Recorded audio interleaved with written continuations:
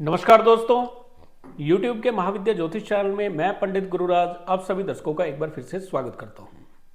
दोस्तों, YouTube के महाविद्या ज्योतिष चैनल के माध्यम से मैं लाल किताब, वैदिक ज्योतिष, यंत्र मंत्र और तंत्र से जुड़ी हुई अनुभूति जानकारी समय समय पर आप तक पहुंचाता रहता हूं। उम्मीद है आपको मेरी वीडियो पसंद भी आती होंगी। अगर वीडियो पसंद आती है तो वीडियो को लाइक करें, शेयर करें और चैनल को सब्सक्राइब भी कर लें ताकि इसी प्रकार की जानकारी आगे भी मैं आप तक पहुंचा सकूं। दोस्तों, कार्तिक महीना आने वाला है और कार्तिक महीने में सूर्य जब तुला राशि में गोचर करते हैं तो एक अशुभ स्थिति यहां पर पैदा हो जाती है। सूर्य नीच राशि में गोचर करेंगे और नीच राशि में गोचर करने पर अपना नीचता का प्रभाव वहां पर दिखाएंगे। लेकिन ये नीच प्रभाव किन लोगों के लिए बहुत ही ज्यादा बुरे फल का होगा, आज हम इस विषय में बात करेंगे। आपने हेडलाइन देखी होगी कि सावधान हो जाइए जिनका जन्म हुआ है कार्तिक महीने में। दोस्तों, कार्तिक महीने में जिन भी जातकों का जन्म होता है उनका सूर्य नीच हो जाता है जब सूर्य तुला राशि में गोचर कर रहे हों। अक्सर 15 अक्टूबर से लेके या 17 अक्टूबर से लेके 17 नवंबर तक का जो टाइम होता है, इसमें सूर्य जो है नीच राशि में गोचर करते हैं। तो यदि आपका जन्म 15 या 17 अक्टूबर से लेके 17 नवंबर के बीच में हुआ है तो हो सकता है आपकी कुंडली में सूर्य नीच राशि में रहे हों, जन्म कुंडली में नीच राशि में हो।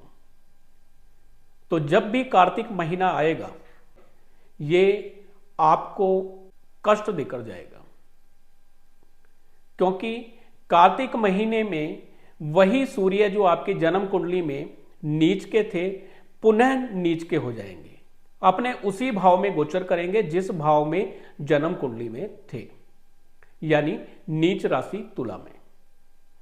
अब जिस भी भाव में जन्म कुंडली में सूर्य बैठे हैं उस भाव से जुड़े हुए बुरे फल दिखाई देंगे और उस भाव से सातवीं दृष्टि जिस भाव पर भी पड़ रही है, जिस खाने पर भी पड़ रही है, उस खाने से जुड़े हुए भी बुरे फल प्राप्त होंगे।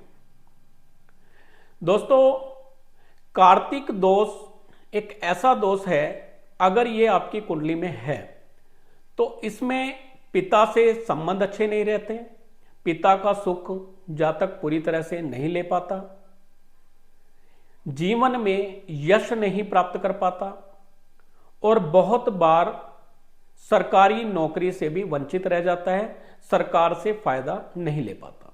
क्यों? क्योंकि सूर्य सरकार का कारक भी है। तो सरकार से लाभ लेने के लिए सूर्य का उत्तम होना बहुत जरूरी है। दूसरी बात, ऐसा इंसान बहुत ज्यादा टैलेंटेड होने के बावजूद उस टैलेंट का कोई विशेष फायदा नहीं उठा पाता, क्योंकि सूर्य यश का कारक है और यश के कारक सूर्य जब नीच हो जाएंगे तो ऐसे जातक को यश प्राप्त करने में बहुत ज्यादा मेहनत करनी पड़ेगी, बल्कि यश प्राप्त नहीं होगा। और कुंडली में जिस भाव के स्वामी हैं सूर्य, जिस भाव के भी स्वामी हैं, उस भाव से जुड़े हुए फल भी ऐसा जातक प्राप्त नहीं कर पाएगा। मान के चलें सिंह लगन की कुंडली है और सूर्य नीच हो गए हैं, तो जब सूर्य नीच हो जाएंगे तो सूर्य नीच कहां होंगे? तीसरे भाव में। सिंह लगन की कुंडली में तीसरे भाव में, क्योंकि तुला राशि आती है, तीसरे भाव में जब सूर्य नीच होंगे तो ऐसे जातक का लग्नेश नीच हो जाएगा, लगन भाव का स्वामी नीच हो जाएगा। और लगन भाव का स्वामी जब नीच होगा तो सेहत से जुड़ी हुई समस्याएं होंगी, अत्यधिक परिश्रम करना पड़ेगा, बहुत ज्यादा कठिन परिश्रम करने के बाद भी शुभ फल प्राप्त नहीं होंगे, कामयाबी हासिल करने के लिए बहुत ज्यादा मेहनत करने के बाद भी शुभ फल प्राप्त नहीं होंगे। छोटे बहन भाइयों से कुछ विशेष फायदा ऐसा इंसान नहीं ले पाएगा और साथ ही साथ छोटी यात्राओं से भी ऐसे इंसान को कोई विशेष फल प्राप्त नहीं होगा। अब नीच सूर्य की जो दृष्टि है वो अपने से 7वें यानी 9वें भाव में पड़ेगी। 9वां भाव भाग्य का है, तो ऐसे इंसान को भाग्य में बहुत ज्यादा रुकावटों का सामना करना पड़ेगा। छोटे छोटे काम के लिए भी ऐसे इंसान को बहुत ज्यादा स्ट्रगल करना पड़ेगा। इसी प्रकार यदि लगन में ही सूर्य नीच के बैठ जाए, यानी तुला राशि में ही लगन में ही सूर्य नीच के बैठ जाए, तो भी ऐसे इंसान को शारीरिक कष्ट झेलने पड़ेंगे। जीवन में मान यश प्राप्त करने के लिए बहुत अधिक परिश्रम करना पड़ेगा और अधिक परिश्रम करने के बावजूद भी शुभ फल नहीं ले पाएंगे। अगर आप राजनीति के क्षेत्र में हैं तो राजनीति के क्षेत्र में भी सफलता हासिल करना बड़ा मुश्किल हो जाएगा, क्योंकि सूर्य सरकार के कारक हैं और सरकार से लाभ लेना और यश प्राप्त करना, क्योंकि यश तो तभी मिलेगा जब लोग आपको पसंद करेंगे और आपको यश मिलेगा तभी लोग आपको पसंद करेंगे। तो यश भी आप प्राप्त नहीं कर पाएंगे सूर्य का नीच होने से। और अगर आपका यश नहीं होगा तो सरकारी क्षेत्र में सफलता प्राप्त करना या चुनाव में विजय हासिल करना वो लगभग नामुमकिन होगा। अब क्योंकि कार्तिक महीना आने वाला है, 21 अक्टूबर से कार्तिक महीना स्टार्ट हो जाएगा। कार्तिक महीने में सूर्य पुनः नीच हो जाएंगे और खानावार जिनके भी जिस खाने में भी सूर्य नीच चुके होंगे उस भाव से जुड़े बुरे फल देंगे और उससे 7वें भाव में जो भी खाना आता है उससे जुड़े बुरे फल देंगे। अगर आपकी जन्म कुंडली में नीच हैं और पुनः नीच हो जाएं तो यहां पे नीचता का प्रभाव और भी अधिक हो जाएगा। अगर आपकी कुंडली में सूर्य नीच के हैं तो यहां पे एक पितृदोष भी लग जाता है। तो पितृदोष होने की वजह से एक कार्तिक दोष, क्योंकि कार्तिक महीने में सूर्य तुला राशि में होते हैं, तो कार्तिक दोष इस चीज को बोला गया है। जब सूर्य नीच के होते हैं, कार्तिक महीने में नीच के होते हैं, तो इस दोष को कार्तिक दोष कहा गया और कार्तिक दोष की शांति करवाना बहुत जरूरी होता है। कार्तिक दोष की शांति शास्त्रों में लिखा है कि मृत्यु से पहले कार्तिक दोष की शांति अवश्य करानी चाहिए। कार्तिक दोष की शांति का विधान क्या है? कार्तिक दोष की शांति के लिए सूर्य के 7000 मंत्रों का जाप किया जाता है। सूर्य के 7000 मंत्रों का जाप किया जाता है। प्रतिदिन 1000 मंत्रों का जाप जब करते हैं तो 7 दिन में सूर्य के 7000 मंत्रों का जाप खत्म होता है। किसी भी रविवार से आप ये जाप शुरू कर सकते हैं। कार्तिक महीने में करें, बहुत उत्तम है। नहीं तो कभी भी कार्तिक दोष की शांति की जा सकती है, लेकिन कार्तिक महीने में इसका अशुभ फल प्राप्त ना हो, इसलिए कार्तिक महीने से पहले ही इसकी शांति कराना उत्तम रहता है। अभी क्योंकि श्राद्ध चल रहे हैं तो श्राद्ध में कोई भी पूजा पाठ नहीं किया जाता, लेकिन श्राद्ध के बाद जैसे ही नवरात्रे स्टार्ट होंगे, नवरात्रों का समय पूजा पाठ के लिए अति उत्तम होता है। मंत्र साधना के लिए बहुत ही उत्तम समय होता है नवरात्रों का समय। नवरात्रों के समय अगर कार्तिक दोष की शांति की जाए तो ये बहुत ही उत्तम फलदायक होती है। कार्तिक दोष की पूर्ण शांति हो जाती है अगर आप नवरात्रों में कार्तिक दोष की शांति कराते हैं, क्योंकि ये 9 दिन बहुत ही पवित्र माने गए हैं। इन 9 दिनों में साधना का बहुत ही उत्तम फल प्राप्त होता है और बहुत ज्यादा फल प्राप्त होता है।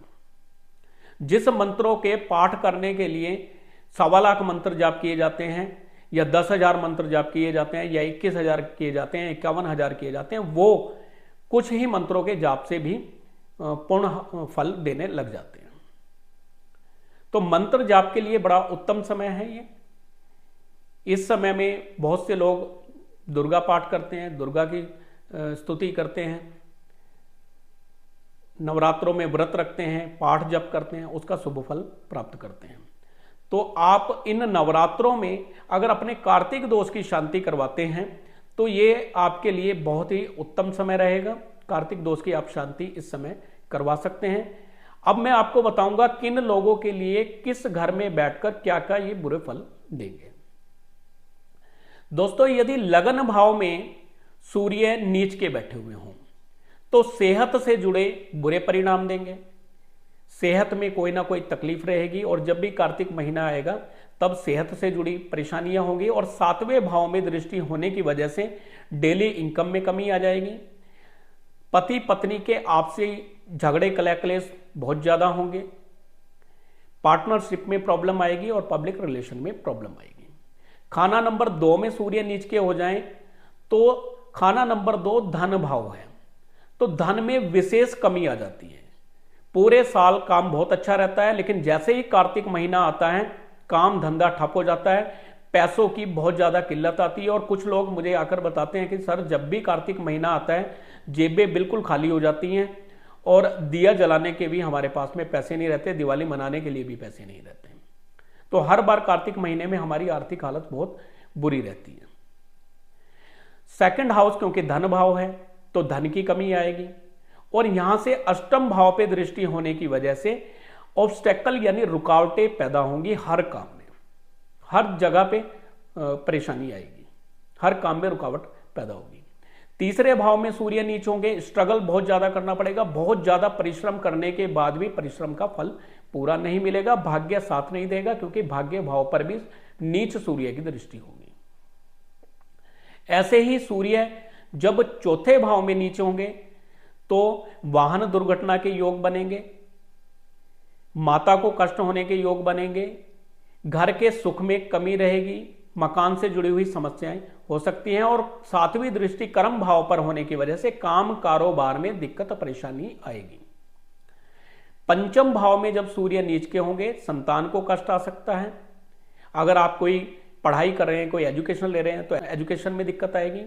अचानक से कोई धन की हानि हो जाए, इसके भी योग बनते हैं, क्योंकि पंचम भाव जो है अचानक धन प्राप्ति का भी है और अचानक लॉस का भी है। तो 5वें भाव में जब सूर्य नीच के हो जाएंगे तो अचानक धन की हानि भी कराएंगे।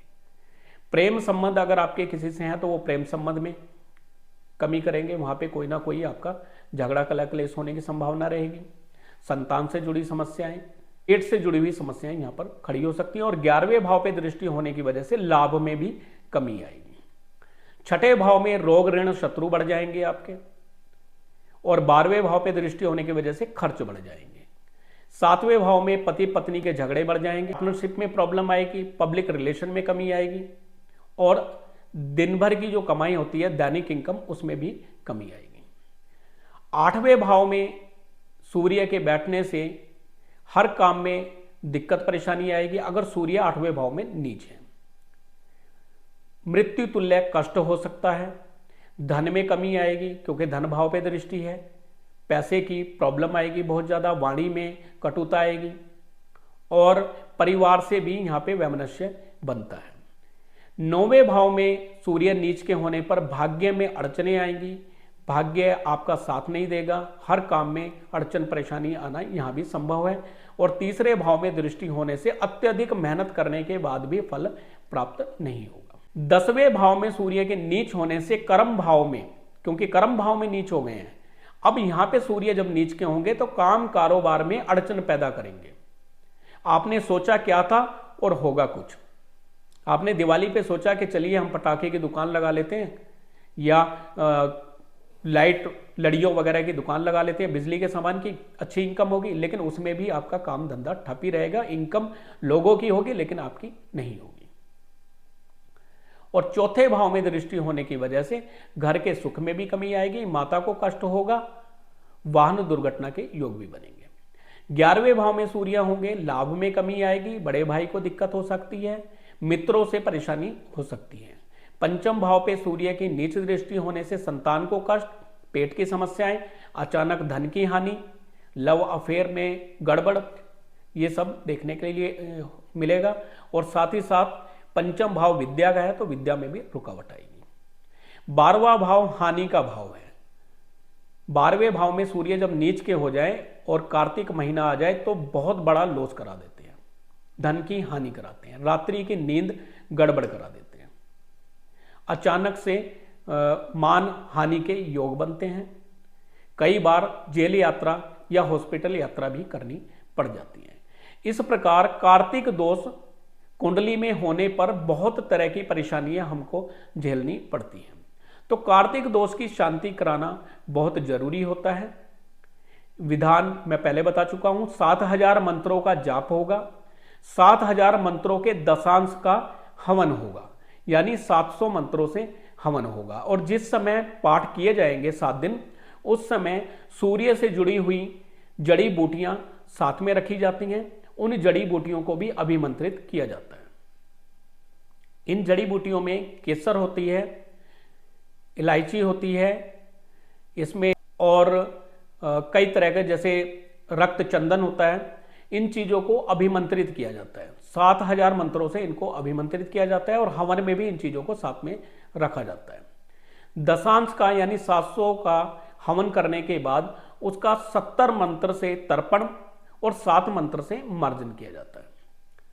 इस प्रकार सूर्य की शांति होती है। और अंत में उस जड़ी बूटी को हम यहां से कोरियर करते हैं, जिससे जातक को उबालकर, उस जड़ी बूटी को साधारण जल में उबालने के बाद उसको छान के उसमें आप गंगा जल, साधारण जल और बारिश का जल मिलाएंगे और उससे स्नान करेंगे।